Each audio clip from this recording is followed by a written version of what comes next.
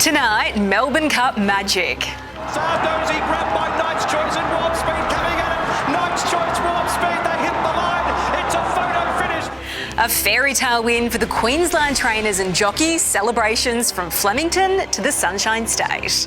No early Christmas present for borrowers. The Reserve Bank keeps interest rates on hold. America prepares for violence at the end of the most brutal election campaign it's ever seen. Tributes for a schoolgirl who took her own life after relentless bullying online. Severe thunderstorms closing in on the southeast. Tony Auden is tracking the system. And meat and medicine sold on the street, exposing the grocery black market. Live from Brisbane, 7 News with Max Futcher and Sarah Greenhalgh. Good evening. An Irish jockey based here in Queensland and a history-making female trainer have combined for the most unlikely of Melbourne Cup fairy tales. Robbie Dolan, a former contestant on The Voice, rode Knight's Choice to a nail-biting victory for Sunshine Coast trainers Sheila Laxon and John Simons. The first race at Flemington is always the one for the best vantage point. Clear the turnstile hurdle and you're off and running.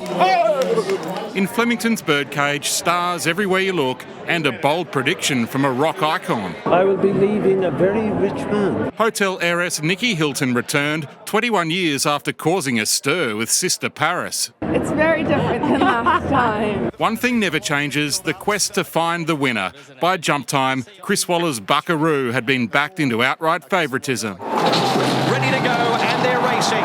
Gay Waterhouse's Just Fine went straight to the front, Robbie Dolan settling Knight's Choice well back in the field. Still near last, rounding the home turn, Dolan started to weave his way through the field as Jamie Carr hit the front on Okita Sushi. Land Legend goes to the front with Okita Sushi on the outside. Then Zardozi back behind those Circle of Fire. Fancy Man, and from a long way back, Buckaroo. It's Okita Sushi. Zardozi a length away on the inside, wearing it down. Okita Sushi grabbed by Zardozi. Knight's Choice is coming through at any old price, and Warp Speed as well. Zardozi grabbed by Knight's Choice and Warp Speed coming at it. Knight's Choice, Warp Speed, they hit the line. It's a photo finish. One of the great cup rides from Dolan, the 100-to-1 shot, home from Japan's Warp Speed with Okita Sushi third. The Irish rider's mood, like the majority of those on track, sheer disbelief. Pinch me, I think I'm dreaming. I can't believe it. I don't even know what to say. He just proved everybody wrong. Co-trainers John Simons and Sheila Laxon, who was the first female trainer to win the Cup with Ethereal in 2001, singing the praises of their singing jockey. Can you believe it? Yes. We wouldn't have been here if we didn't think we could. What a great ride by Robbie. Robbie, well done. You're not just a good singer. Oh, man.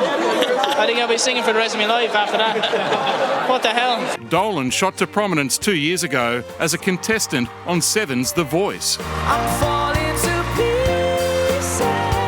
Robbie's dad, Bobby, secretly flew out from Ireland to see his son's first Cup ride. To win it with him here and with my little daughter there, Maisie, and my partner, Christine, I'm going to cry again, Jesus Christ. I'm over the moon. I bred a Melbourne Cup winner. There you go. He's a Melbourne Cup winning sire.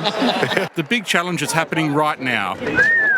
Winner. Getting 90,000 plus very well lubricated racegoers home safely. Matt Carmichael, 7 News. And the Cup-winning connections are set for a long night of partying. Kate Massey is with them at Crown. Kate, it's a safe bet. Karaoke will be on the menu.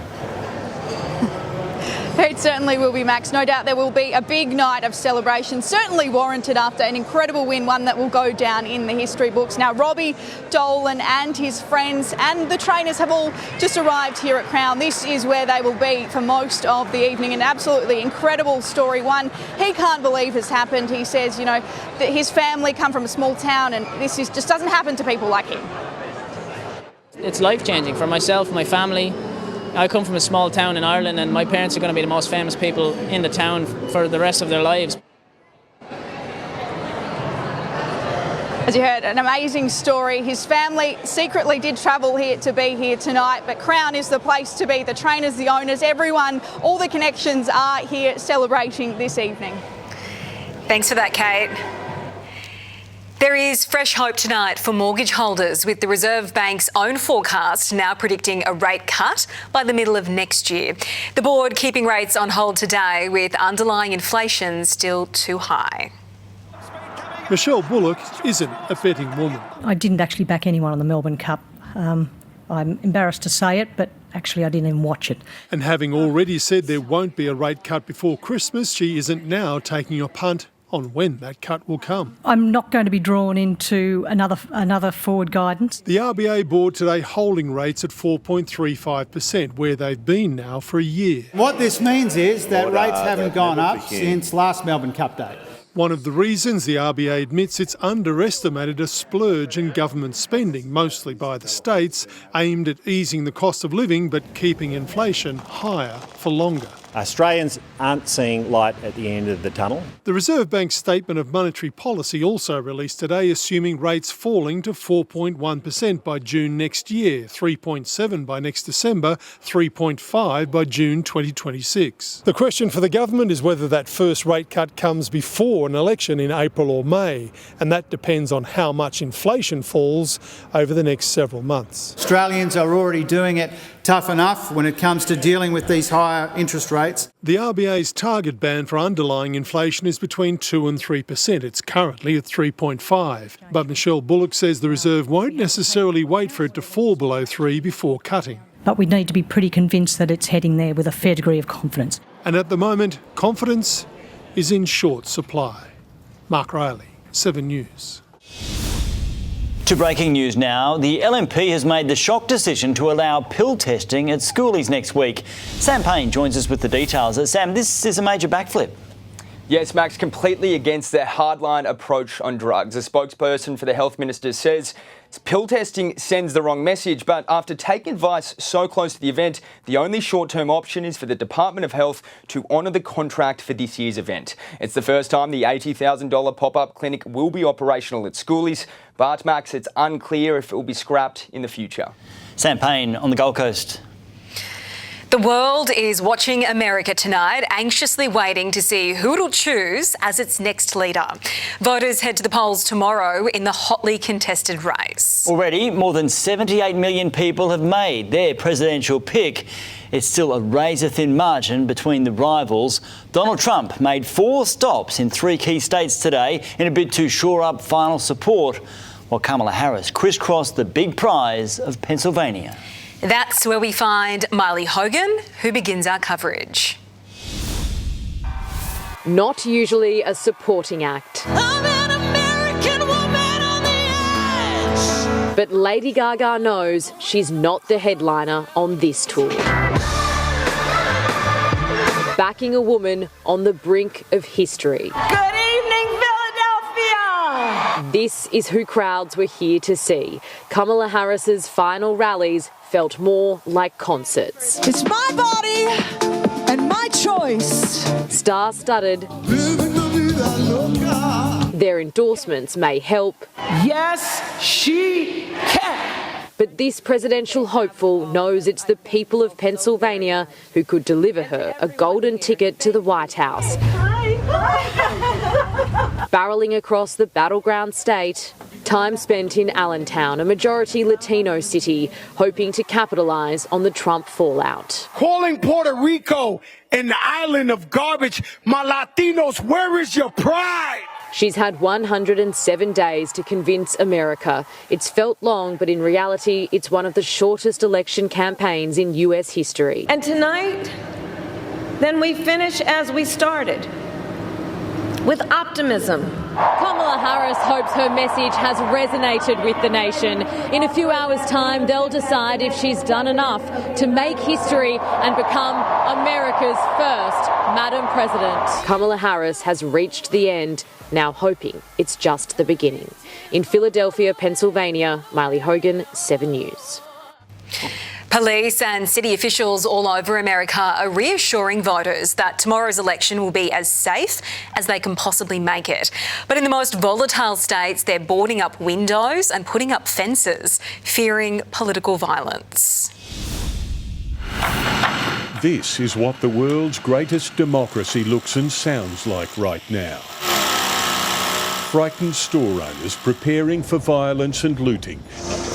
In Washington, D.C., there's now a fence around the White House, the very symbol of democracy itself. I feel very sad that this the state of things. There will be no tolerance for violence in our city. This from tough-talking Philadelphia.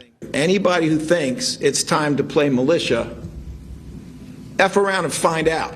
And Florida, close to Donald Trump's home, is on riot alert too. Don't do it.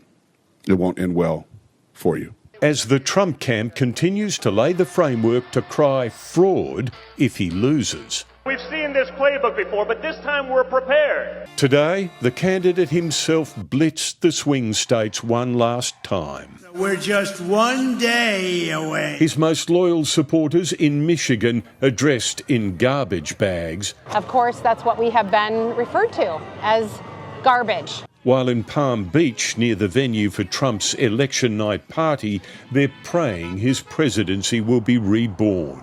If it is a victory speech here tomorrow night, it will mark a truly stunning political comeback, all but unthinkable when Donald Trump left the White House almost 4 years ago in disgrace. I've been waiting 4 years for this.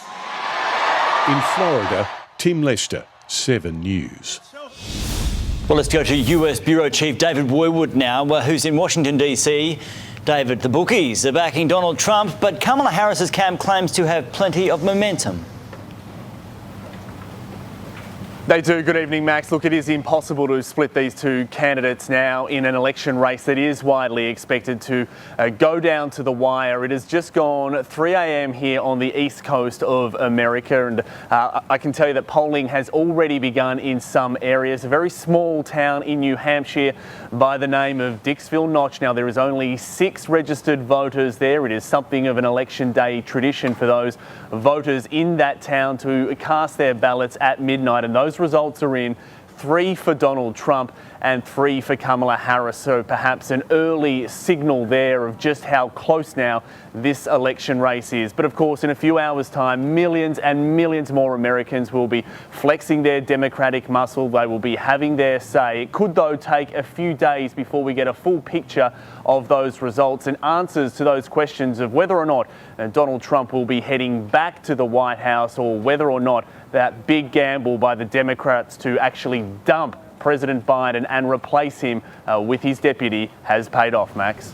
David Woodward in Washington, D.C. tonight. Well, America's electoral college system means winning the national popular vote isn't enough for either candidate. Former foreign editor Hugh Whitfield charts their race to 270. The best way to look at both Donald Trump or Kamala Harris's road to victory is to see what happened 4 years ago. In 2020, Joe Biden won 306 electoral college votes. He was able to reclaim these 3 states for the Democrats: Wisconsin, Michigan and Pennsylvania, part of the so-called blue wall that Hillary Clinton had lost to Donald Trump in 2016, also picking up Georgia and Arizona. In 2024, we wiped the board clean, and based on polling and voting history, we can work out how most of the states will fall in this deeply divided country. At the moment, it looks like Donald Trump will get to 219, thanks to these rusted-on red states. Kamala Harris picks up a load of votes in the heavily populated Northeast and her home state of California, hitting 226. There is one poll out of Iowa saying it might flip to Harris.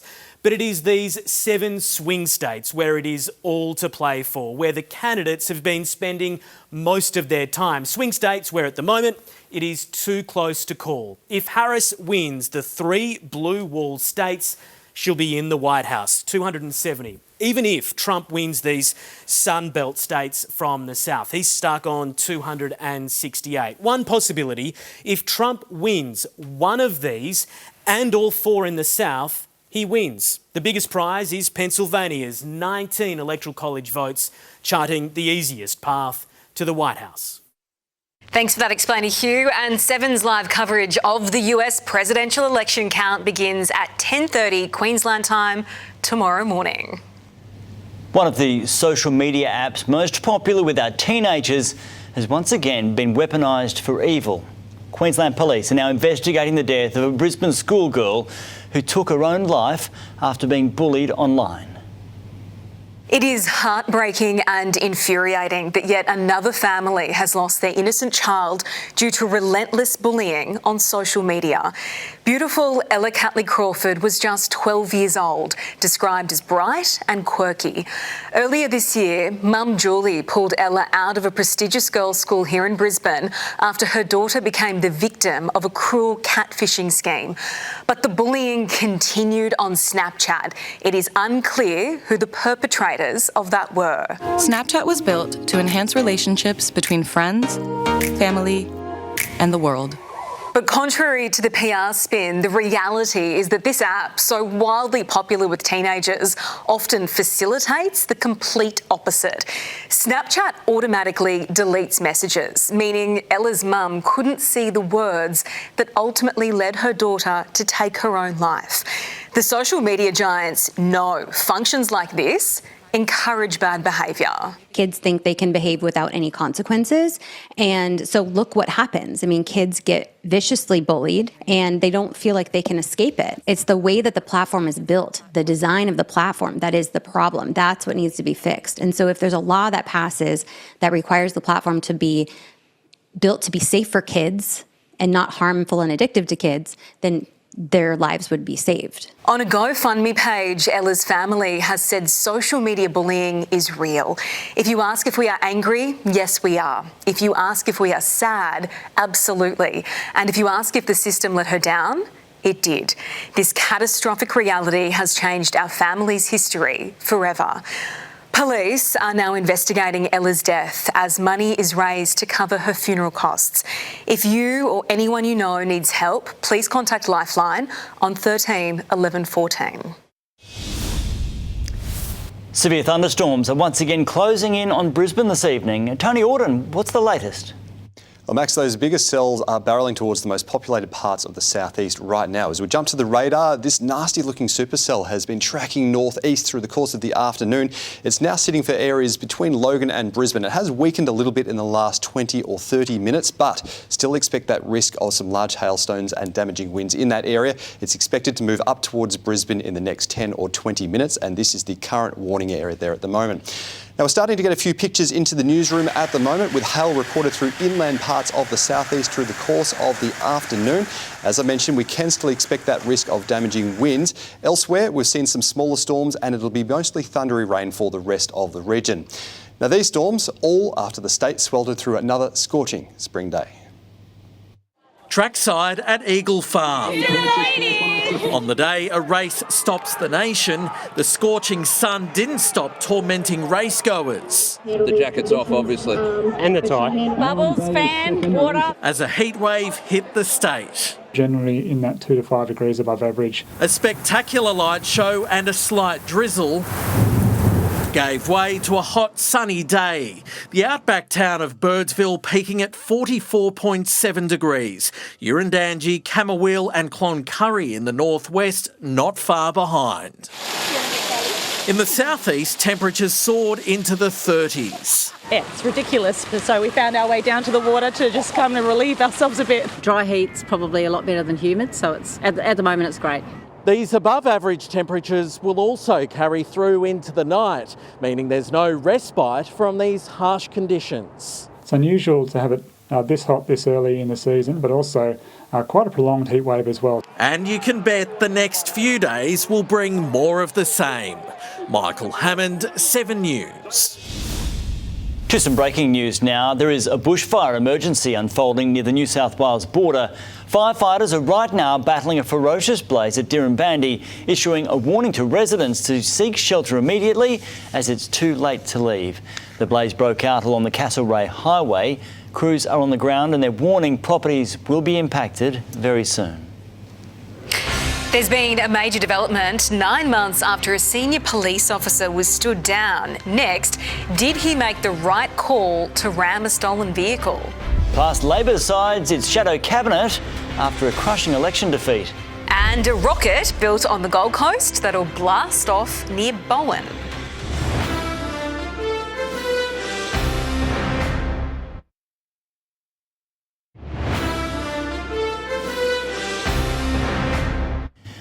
The Crisafulli government says it will charge ahead with reforms to crime laws and planning for the 2032 Games over the next few months. It comes as Labor admits the party has lost trust with many Queenslanders, with MPs meeting for the first time since the election loss. Staying on to lead. Morning. Soul searching going on this morning? Of course there will. Shannon, how are you feeling? Yeah, good. It's good to be back. Going to be deputy? Well, you'll soon see, Brandon. Locking up for the first Labor caucus since a bruising defeat. Today, the difficult task of rebuilding begins. Stephen Miles endorsed as opposition leader unopposed. Cameron Dick also avoiding any awkward contest as deputy.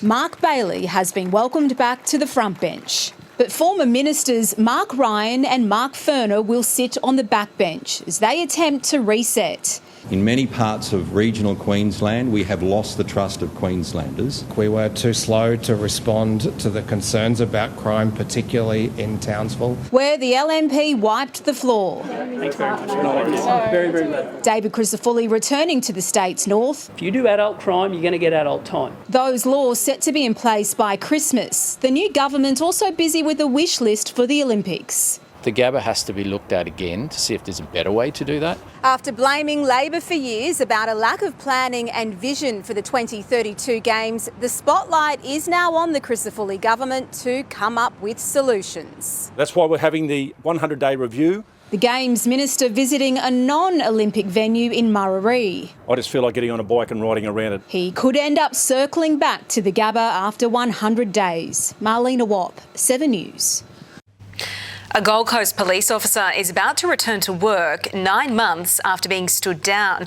An internal investigation was launched after Senior Sergeant Aaron Ottaway authorised officers to ram a stolen car, allegedly being driven by teenagers.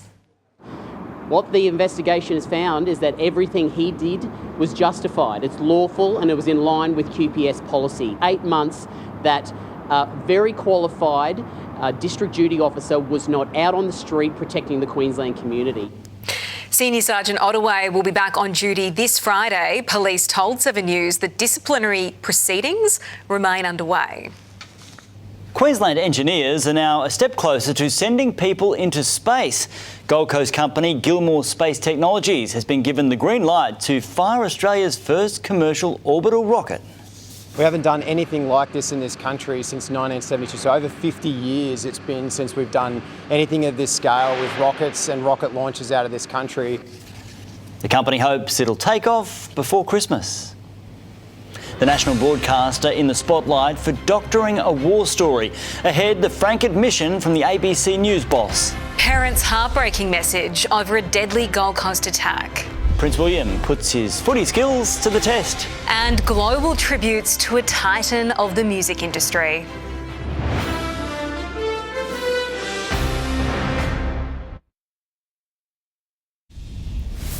The family of Cameron Juice, who died after he was allegedly kicked on a night out on the Gold Coast, have spoken about their heartbreak after attending court for the first time.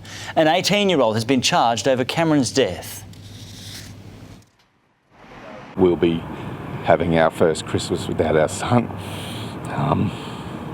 while the alleged coward puncher will be at home celebrating with his family. The case will return to court in January. The ABC has apologised in Parliament for a story about Australian soldiers that contained fake gunshots exposed by Channel 7 Spotlight. Bosses were grilled over why the vision wasn't taken down 2 years ago when lawyers first contacted the public broadcaster. ABC bosses face a barrage of questions. Who was responsible? Was anyone's employment terminated? Over extra gunshots in reports on Australian soldiers in Afghanistan. 5 additional sounds of gunshots were inadvertently but inaccurately introduced into footage. It was Spotlight and Channel 7 that brought to our attention the video editing issues. The original footage, a warning shot, compared with the ABC online story, becomes 6. Obviously, this shouldn't have occurred, and we're taking it and have taken it very seriously. Senators told an independent review headed by a former ABC staffer found it wasn't done deliberately or to mislead or deceive, but an accident of trying to create an effective video sequence. Can I ask you what you have to say to the soldiers of 2nd Commando Regiment? We've been very clear in our public statement that Mr Sunderland's done a very thorough interim review. We've been very clear that we regret what happened. Is that Mate, I want to go into my office. Thank you very much. Oh, of course. The review also found the editing of an interview with a former US official was potentially misleading. The errors identified in the interim report should not have occurred, and we apologise for them.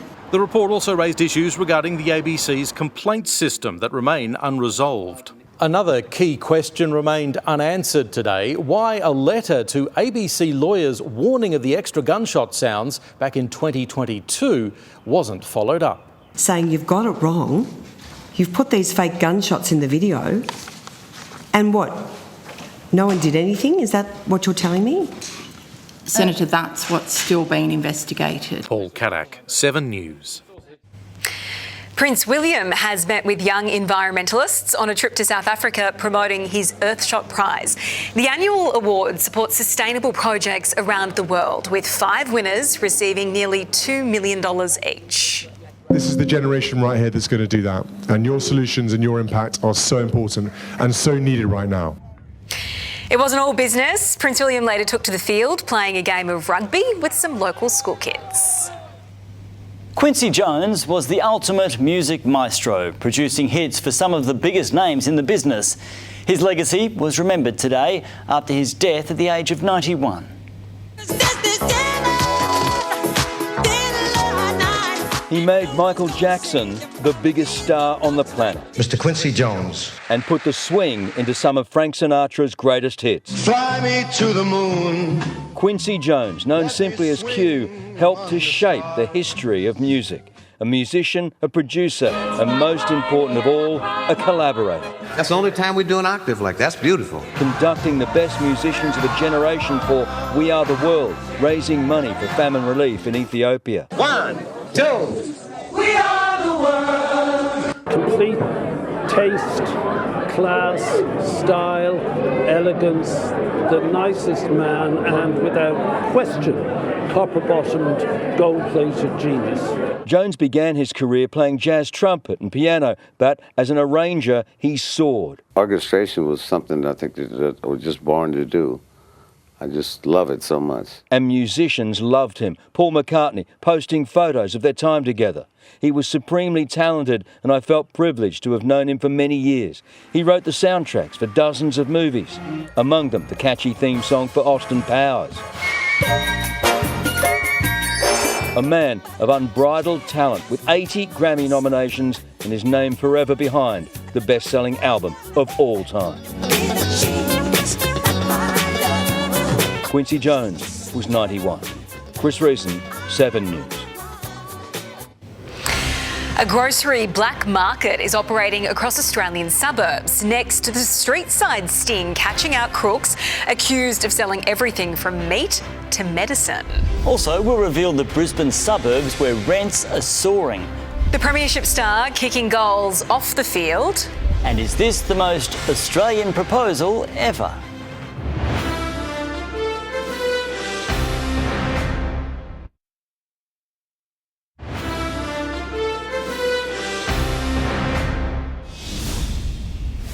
Supermarket shoplifters are taking advantage of families struggling with the cost of living by selling stolen groceries on the street. 7 News was there when one ring was busted. Police warning anyone caught buying hot property is also in trouble.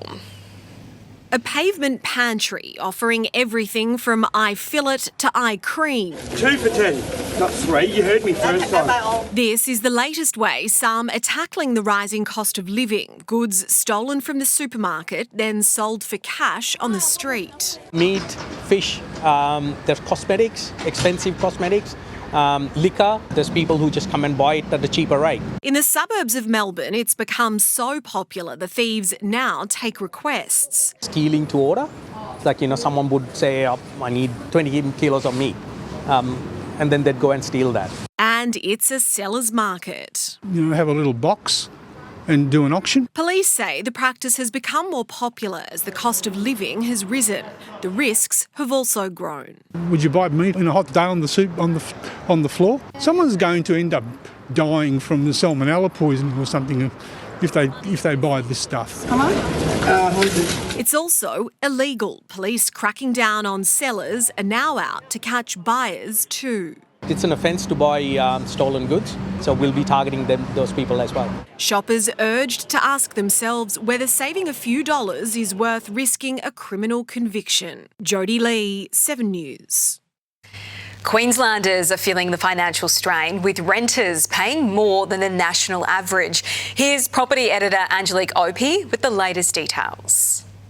The average rent in Australia right now, $655 a week for homes, just over $600 for units. In Queensland, the average rent right now, $663 a week for homes and $598 for units. House rents in Wilston are $870, units are $560 a week. $613 a week for homes in Richlands, units are $557 a week. House rents in Brackenridge are $660 a week. Units are $544 a week. Brisbane Lions superstar Will Ashcroft is auctioning off a piece of sporting history, all for a good cause. He's donating his footy boots, worn only once, raising money for the Children's Hospital Foundation. Auctioning off my game-worn signed boots from the grand final. Yeah, looking to raise some money for the Children's Hospital Foundation. I'm a proud ambassador and understand that it's greater than me and greater than sport. The auction link is live now and open until 8 o'clock Friday night. Now it's time for an update on Queensland's blood supply from Lifeblood. Multiple blood types are running low, including A and O positive, the most common types, so chances are you can help.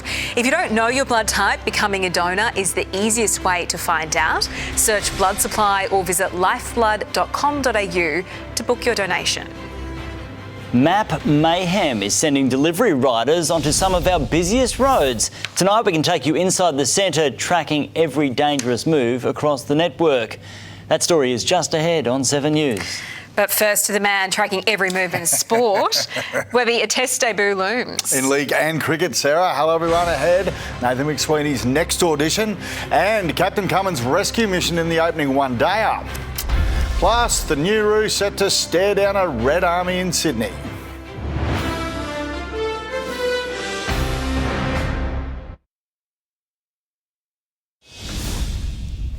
The singing jockey Robbie Dolan joked he's no certainty to fulfil his engagements at Ipswich on Thursday after one of the great Melbourne Cup triumphs on 100-to-1 outsider Knight's Choice. Celebrations have moved to Crown Casino for Dolan and co-trainers John Simons and Sheila Laxon. With one of the great Cup rides, the Irishman stormed home to complete an unlikely fairy tale, holding off Japanese raider Warp Speed. Now it's time to hydrate. I need a beer. Yeah. Is that rolling? Oh, there was just weird stuff happening this week where I was just a bit superstitious that something was going to happen, and yeah, it just did. Akita Sushi was third. Nathan McSweeney's firming to succeed David Warner in the Test lineup, set to open the batting in Thursday's final Australia A audition. Overnight, Captain Cummins saved the first one-dayer in a nervy win over Pakistan. The skipper's unbeaten 32 got the Aussies home by 2 wickets.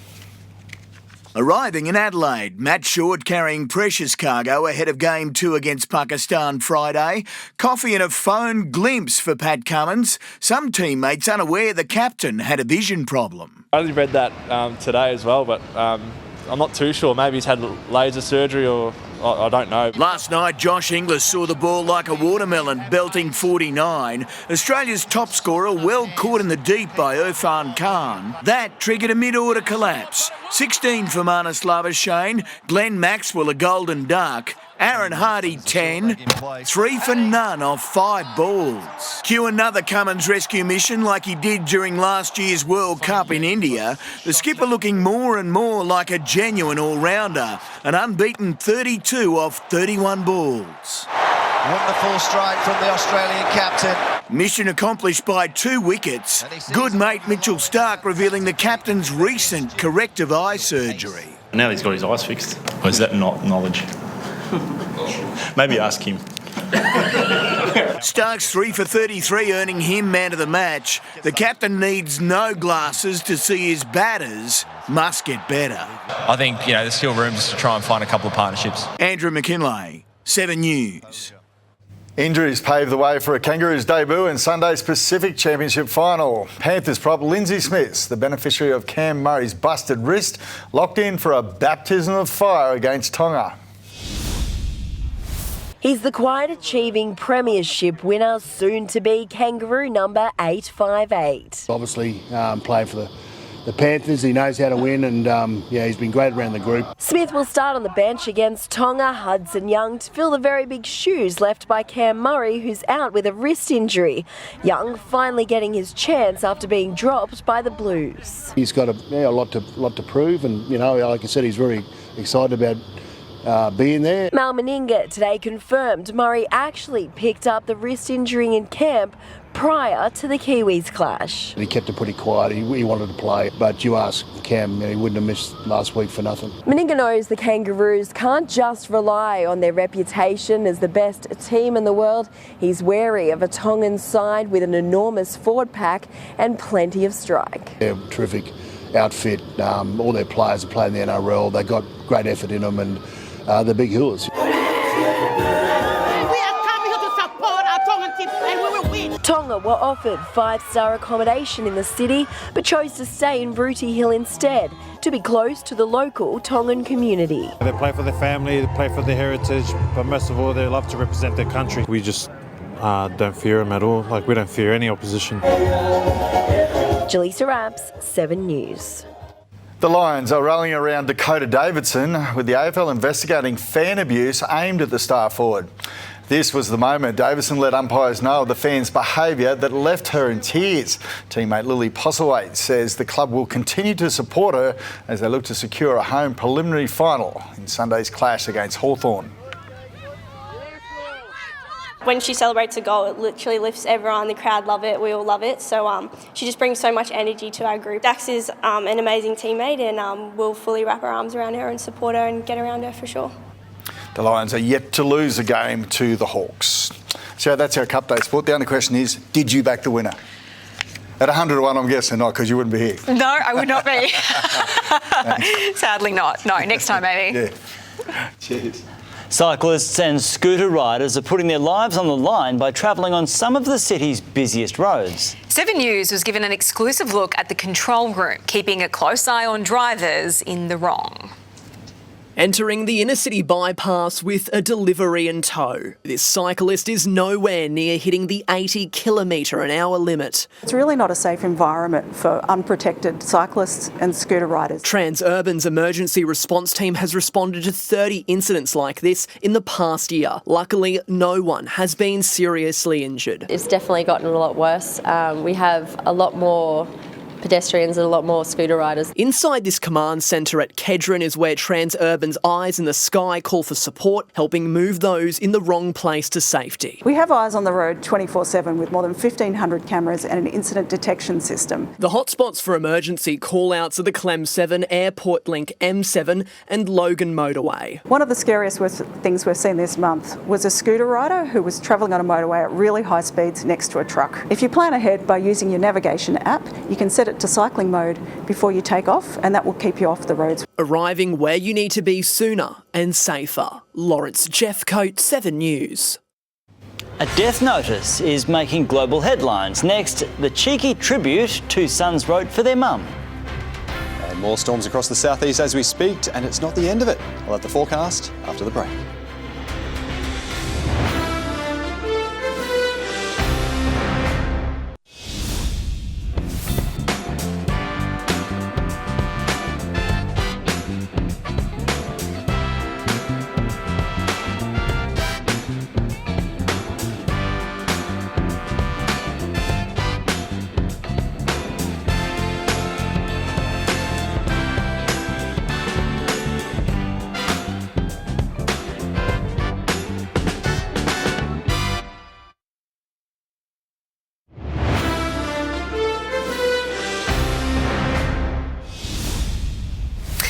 A son's death notice for his mum, printed in a Sydney newspaper, has gone global.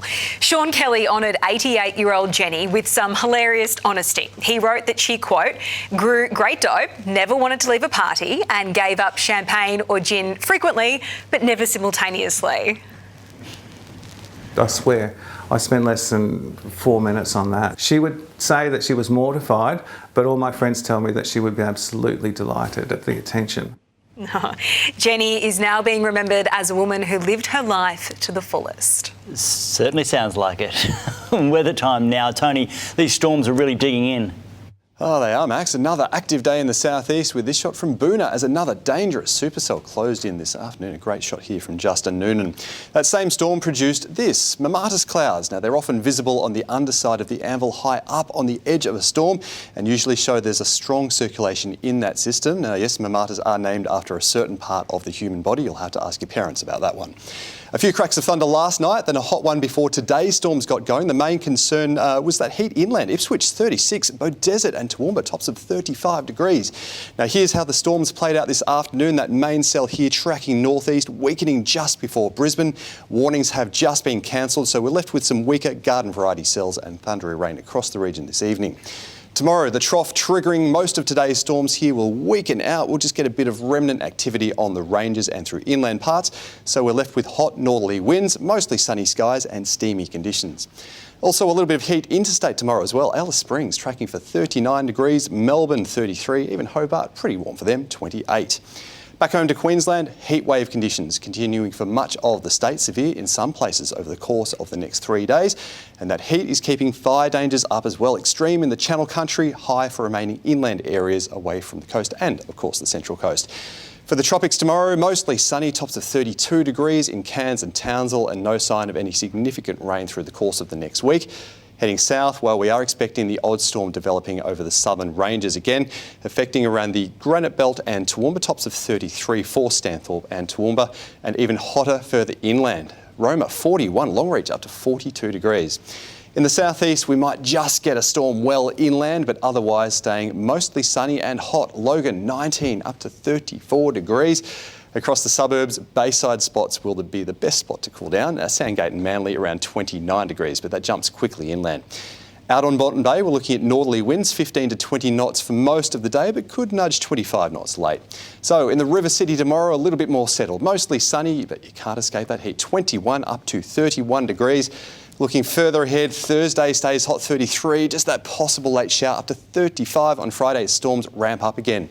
In Ipswich, 37 degrees on Friday and stormy, back to 34 on Saturday with a lower chance of a shower or storm. Gold Coasters, overall it will be dry for most of the weekend, 29s, but you can't rule out that late shower on Saturday and late storm on Sunday. Same pattern on the Sunshine Coast, and we will need to watch for some showers, storms and even some heavier rain early next week.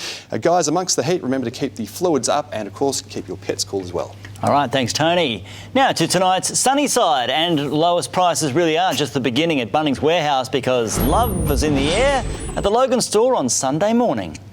Attention shoppers, is there another girl in the store? If you definitely like to know if you're married. Oh, good news, everyone. Melanie said yes. Her partner Jeff picked the location because she loves the store so much she goes every weekend. The moment had been 2 months in the making. Melanie thought she was there to meet her daughter for coffee when Jeff there got down on one knee. Now, the question, Max, boys, will they have snags at the wedding? Well, especially if it's going to be at a Bunnings. I'm surprised it wasn't a proposal with an onion ring. Oh, Tony. Oh, Tony. Who said romance is dead? And that is all from us this Tuesday. I think that's all you need. Thanks for your company. Now from all the team, have a good night. Good night.